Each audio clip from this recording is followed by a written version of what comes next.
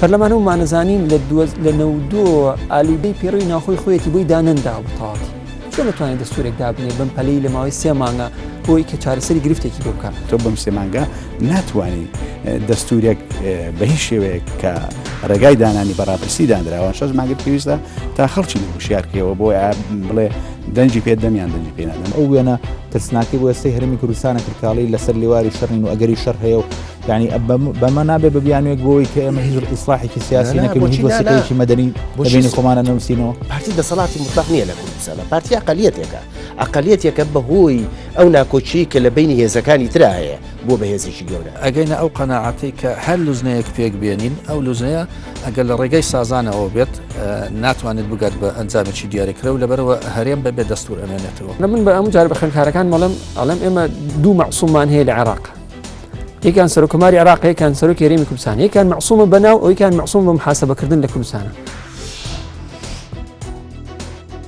ئایا ماوەی 3 مانگ بەسە بۆ نووسینەوەی دەستوری هەرێم